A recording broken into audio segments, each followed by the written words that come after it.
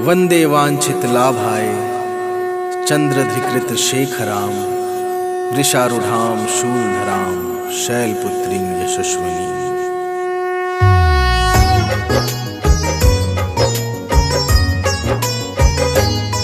हम नौ दुर्गा के प्रथम रूप की कथा सुनाते हैं, पावन कथा सुनाते हैं। हम शैलपुत्री माता रानी की महिमा गाते हैं, हम कथा सुनाते हैं। हम नौ दुर्गा के प्रथम रूप की कथा सुनाते हैं, पावन कथा सुनाते हैं। हम शैलपुत्री माता रानी की महिमा गाते हैं, हम कथा सुनाते हैं। सबसे पावन तेरा नाम, शैलपुत्री मां तुम्हें प्रणाम। सबसे पावन तेरा नाम, शैलपुत्री मां तुम्हें प्रणाम। भक्तों, माँ शैलपुत्री का वास काशी नगरी यानी वाराणसी में माना जाता है।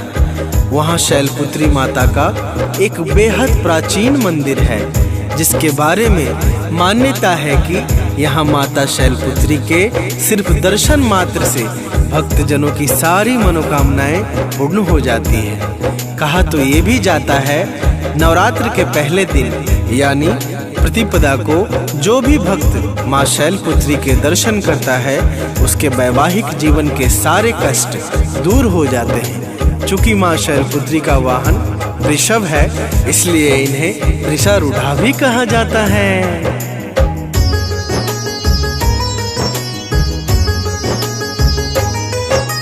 बड़ा ही पावन होता है नौ दुर्गा का त्योहार। श्रद्धा भाव से पूजता है माता को संसार।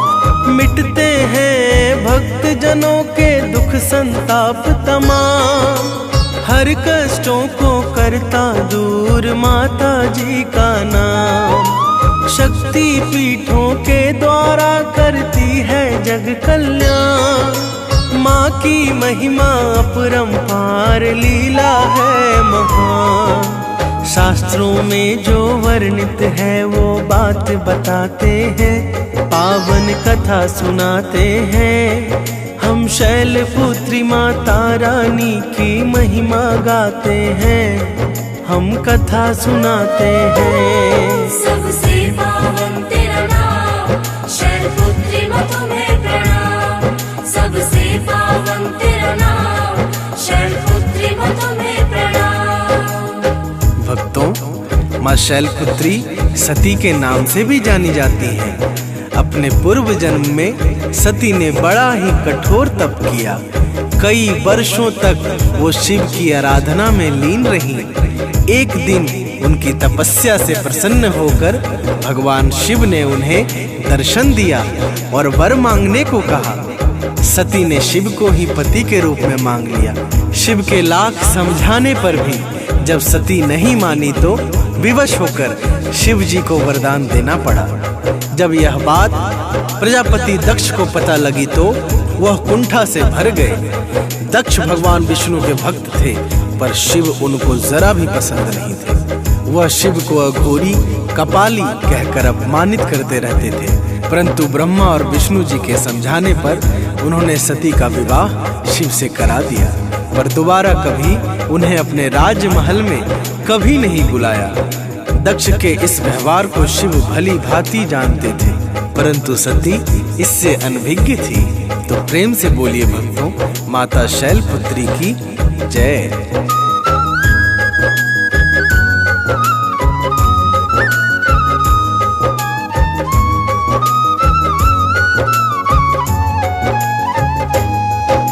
शैलपुत्री माता को हम सब सती भी कहते हैं।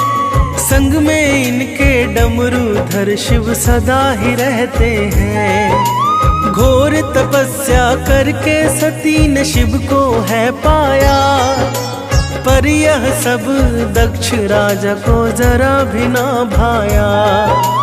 अनमन भाव से दक्ष ने सती का विवाह कराया। विदा करने के बाद कभी उनको घर न बुलाया। दक्ष के व्यवहार से शिव चिंतित हो जाते हैं, पावन कथा सुनाते हैं। हम शैलपुत्री माता रानी की महिमा गाते हैं, हम कथा सुनाते हैं। सबसे पावन तेरा नाम, शैलपुत्री माँ तुम्हें प्रणाम। सबसे पावन तेरा नाम, शैलपुत्री माँ तुम्हें प्रणाम। भक्तों, सती माता अपने राजमहल को छोड़कर शिव जी के साथ कैलाश आकर रहने लगी। पत्थर का बिछावन, आकाश का छत, ध्यान के लिए गुफा और स्नान के लिए मानसरोवर, सब कुछ तो वहाँ उपलब्ध था। प्राकृतिक सौंदर्य से भरा कैलाश उन्हें राजमहल से भी ज्यादा अच्छा लगने लगा। माता सती की सेवा में शिव के गण सदा उपस्थित रहते थे। उन गणों को भी मातृत्व सुख का सदा सानिध्य मिलता था। भक्तों, इस प्रकार भगवान शिव और माता सती सुख शांति से अपना वैवाहिक जीवन बिताने लगे। परंतु होनी तो होकर रहती है, होनी से तो ना नर बच पाए ना ही नारायण। तो प्रेम से बोलिए भक्तों, माता शैलपुत्री की जय।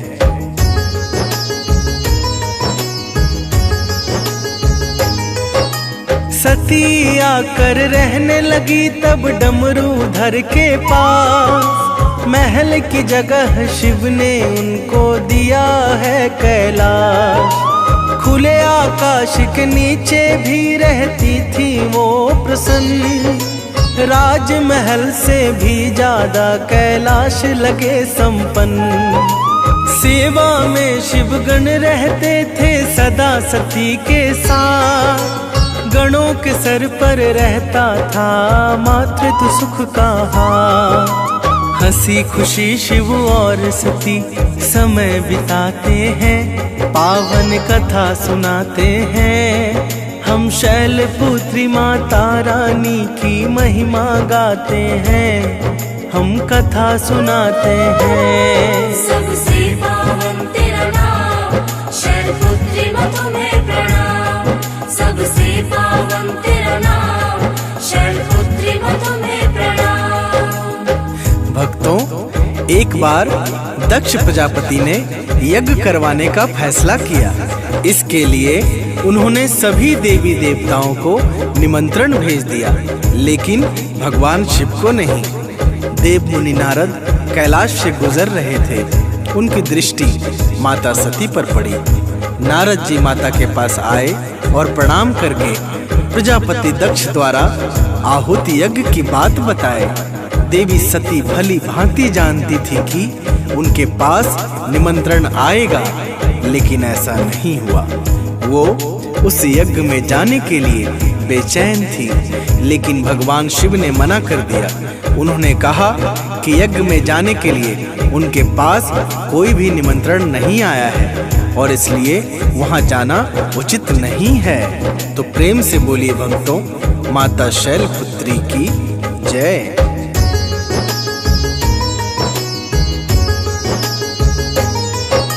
शिव को अपमानित करने को दक्ष ने यज्ञ कराया। सबको किया आमंत्रित पर शिव सती को न बुलाया। सती को पता चला है जब यज्ञ हवन की बात। सती चली है करने राजा दक्ष से मुलाकात। शिव ने कहा कि सुनो सती, वहां न तुम जाओ। बिना निमंत्रण जाकर अपमान न तुम करवाओ। शिव भोले माता सती को बहुत मनाते हैं, पावन कथा सुनाते हैं। हम शैलपुत्री माता रानी की महिमा गाते हैं, हम कथा सुनाते हैं। सबसे पावन तेरा नाम, शैलपुत्री माँ तुम्हें प्रणाम। सबसे पावन तेरा नाम, शैलपुत्री माँ तुम्हें प्रणाम। भक्तों, सती नहीं मानी और बार बार यज्ञ में जाने का आग्रह करती रही। सती ने शिव से कहा, मुझको उस यज्ञ में जाना ही है। वह मेरे पिता का घर है और वहां जाने से मुझे ना कोई हानि होगी ना ही कोई परेशानी। यह भी संभव है कि पिताजी भूलवश निमंत्रण ना दे पाए हों। इस पर भगवान शिव ने कहा, हे सती, वहां केवल तुम्हारा अपमान होगा। बिना निमंत्रण किसी भी उत्सव में जाना उचित नहीं, और वैसे भी यह यज्ञ केवल हमें अपमानित करने के लिए किया जा रहा है। तो बोलिए भक्तों, माता शैलपुत्री की जय।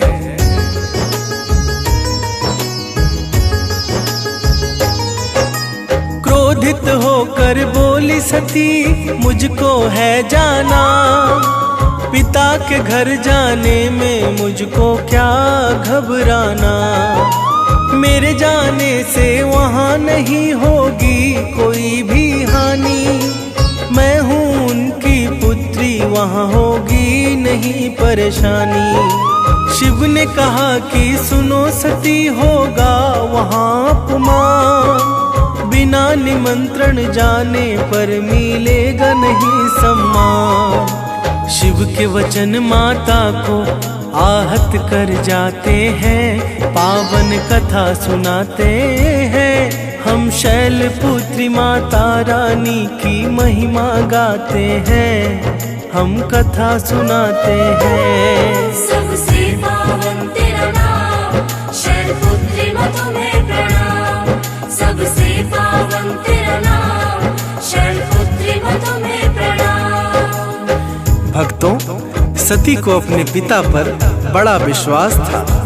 वह नहीं मानी और यज्ञ में जाने के लिए कैलाश छोड़कर जाने लगी। तब भगवान शिव उनका रास्ता रोक खड़े हो गए, परंतु माता ने इसे अपना आत्मसम्मान से जोड़ लिया और अपना रौद्र रूप दिखाया, जिससे 10 दिशाओं से 10 महाविधा भयंकर होकार भरती प्रकट हुई। भक्तों, काली तारा छिन्नमस्ता, षोडशी भुवनेश्वरी, त्रिपुर भैरवी, धूमावती, बगलामुखी, मातंगी व कमला, इन देवियों को 10 महाविधा कहा जाता है। तंत्र साधना में इनका महत्वपूर्ण भूमिका है। सती के ना मानने की वजह से शिव को उनकी बात माननी पड़ी और यज्ञ में जाने की अनुमति देनी पड़ी। तो बोलिए भक्तों, माता शैलपुत्री की जय।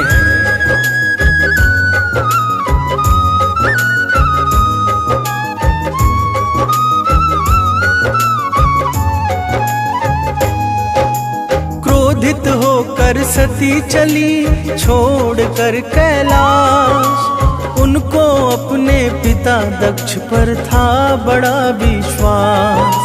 राह रोक कर खड़े हुए हैं शिव शंभु त्रिपुरारी, तब माता ने दिखलाया है रौद्र रूप बड़ा भारी। 10 दिशा से 10 महाविधा आई वहां नजर, यह सब देख के रास्ता तब छोड़े हैं डमरूधर। नंदी को माता सती संग वो भिजवाते हैं, पावन कथा सुनाते हैं। हम शैलपुत्री माता रानी की महिमा गाते हैं, हम कथा सुनाते हैं। सबसे पावन तेरा नाम, शैलपुत्री मां तुम्हें प्रणाम। सबसे पावन तेरा नाम, शैलपुत्री मां तुम्हें प्रणाम। भक्तों, सती जब अपने पिता प्रजापति दक्ष के यहाँ पहुंची तो देखा कि कोई भी उनसे आदर प्रेम के साथ बातचीत नहीं कर रहा है। सारे लोग मुंह फेरे हुए हैं और सिर्फ उनकी माता ने स्नेह से उन्हें गले लगाया। उनकी बाकी बहनें उनका उपहास उड़ा रही थी और सती के पति भगवान शिव को भी तिरस्कृत कर रही थी। ऋषि मुनि यज्ञ हवन कर रहे थे। वहां उनके बैठने के लिए कोई आसन की भी व्यवस्था नहीं थी। यह सब देखकर माता सती का मन बहुत विचलित हुआ। वहां उपस्थित देवता गण भी माता से नजर नहीं मिला पा रहे थे। तो बोलिए भक्तों, माता शैलपुत्री की जय।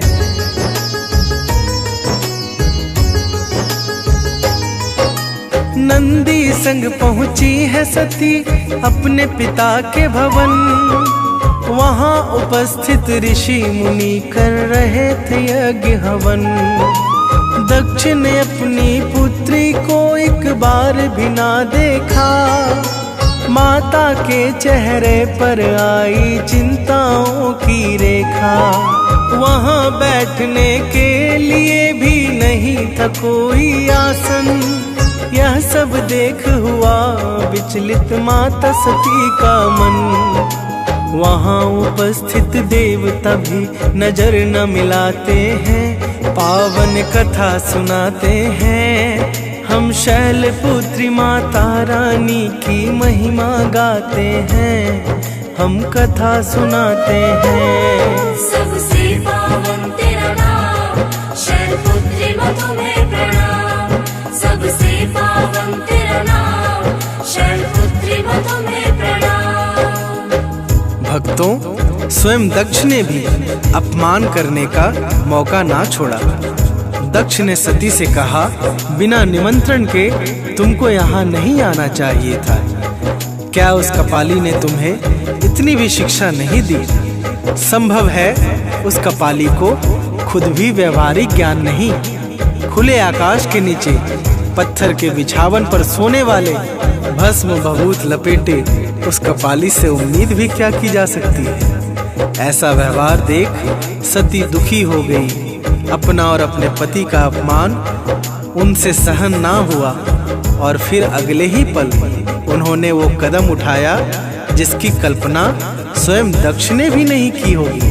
तो बोलिए भक्तों, माता शैलपुत्री की जय।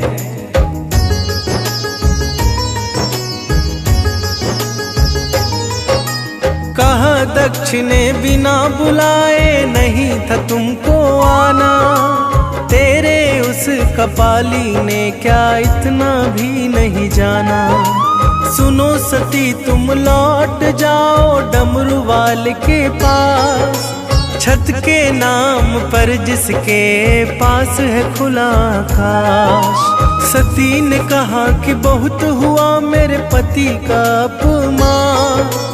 कौन हूँ मैं हे प्रजापति, अब तुम भी लो यह जान। सुन के यह सब सारे लोग बड़ा घबराते हैं, पावन कथा सुनाते हैं। हम शैलपुत्री माता रानी की महिमा गाते हैं, हम कथा सुनाते हैं। सबसे पावन तेरा नाम, शैलपुत्री मां तुम्हें प्रणाम। सबसे पावन तेरा नाम, शैलपुत्री मां तुम्हें प्रणाम। भक्तों, माता सती ने दक्ष को अपना आदि शक्ति स्वरूप दिखाया। कहा, तुम जिसे अपनी पुत्री सती को एक अबला नारी समझने की भूल कर रहे हो, परंतु मैं आदि शक्ति हूँ और समस्त संसार को तत्क्षण भस्म कर सकती हूँ। हे दक्ष, तुम्हारी गलती की सजा मैं समस्त संसार को नहीं दूंगी, परंतु तुम्हें गंभीर परिणाम भुगतने होंगे। मैं इसी यज्ञ कुंड की अग्नि में अपने सांसारिक शरीर का त्याग करूंगी। ऐसा कहकर माता सती ने खुद को अग्नि को समर्पित कर दिया। वहां मौजूद सभी देवी देवता, ऋषि मुनि अनहोनी की आशंका से डर जाते हैं। नंदी आंखों में आंसू लिए कैलाश की ओर भागते हैं। तो बोलिए भक्तों, माता शैलपुत्री की जय।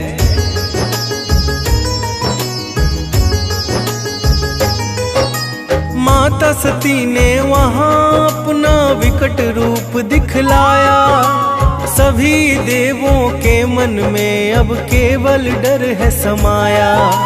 माता ने कहा है प्रजापति भुगतो अब परिणाम। इसी यज्ञ कुंड में करूंगी मैं अग्नि स्नान। इतना कहकर माता ने खुद को भस्म किया।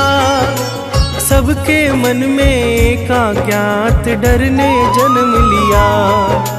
नंदी वापस भाग के कैलाश को जाते हैं, पावन कथा सुनाते हैं, हम शैलपुत्री माता रानी की महिमा गाते हैं, हम कथा सुनाते हैं। सबसे पावन तेरा नाम, शैलपुत्री मां तुम्हें प्रणाम। सबसे पावन तेरा नाम, शैलपुत्री मां तुम्हें प्रणाम। भक्तों, भगवान शिव को जैसे ही इसके बारे में पता चला तो वो दुखी हो गए। दुख और गुस्से की ज्वाला में जलते हुए शिव का त्रिनेत्र खुल गया।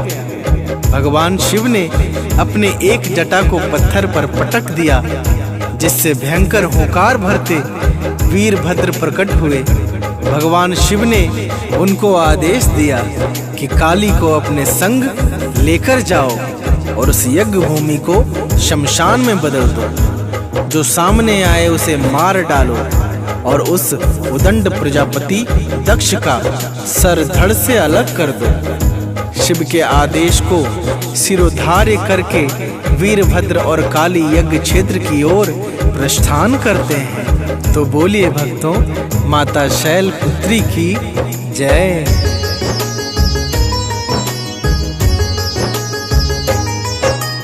जब शिव को यह ज्ञात हुआ त्रिनेत्र है खोला, शिव के भयंकर क्रोध से सारा संसार है डोला। शिव ने अपनी एक जटा पत्थर पर पटक दिया, जिससे अति बलशाली वीरभद्र ने जन्म लिया। शिव ने कहा, हे वीरभद्र, काली को ले लो संग, दक्ष को देके दंड करो तुम यज्ञ को भी भंग। वीरभद्र और काली यज्ञ क्षेत्र को जाते हैं, पावन कथा सुनाते हैं। हम शैलपुत्री माता रानी की महिमा गाते हैं, हम कथा सुनाते हैं। सबसे पावन तेरा नाम, शैलपुत्री मां तुम्हें प्रणाम। सबसे पावन तेरा नाम, शैलपुत्री मां तुम्हें प्रणाम। भक्तों, नवरात्र के प्रथम दिन माँ शैलपुत्री का पूजन किया जाता है। पर्वतराज हिमालय के घर देवी ने पुत्री के रूप में जन्म लिया और इसी कारण इनका नाम शैलपुत्री पड़ा। प्रकृति का प्रतीक माँ शैलपुत्री जीवन के प्रत्येक क्षेत्र में सफलता का सर्वोच्च शिखर प्रदान करती है। शैलपुत्री के दाएं हाथ में त्रिशूल और बाएं हाथ में कमल का फूल रहता है तथा इनका वाहन वृषभ यानी कि बैल है। माँ के इस रूप को लाल और सफेद रंग की वस्तुएं पसंद होने के कारण इस दिन लाल और सफेद पुष्प एवं सिंदूर अर्पित करें और दूध की मिठाई का भोग लगाएं। माँ शैलपुत्री का पूजन घर के सभी सदस्य के रोगों को दूर करता है एवं घर से दरिद्रता को मिटा संपन्नता को लाता है। शैलपुत्री माता का मंत्र है, या देवी सर्वभूतेषु प्राकृति रूपेण संस्थिता, नमस्तस्ते नमस्तस्ते नमस्तस्ते नमो नमः। तो बोलिए भक्तों, माता शैलपुत्री की जय।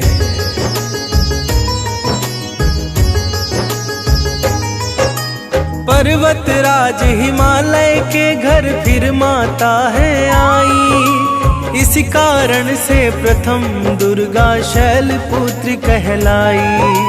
दाएं हाथ में माता के शोभित रहता त्रिशूल, बाएं हाथ में रहता सदा एक कमल का फूल। वृषभ है वाहन माता का, सफेद लाल है भाता। माता का पूजन घर से दुख दारिद्र मिटाता।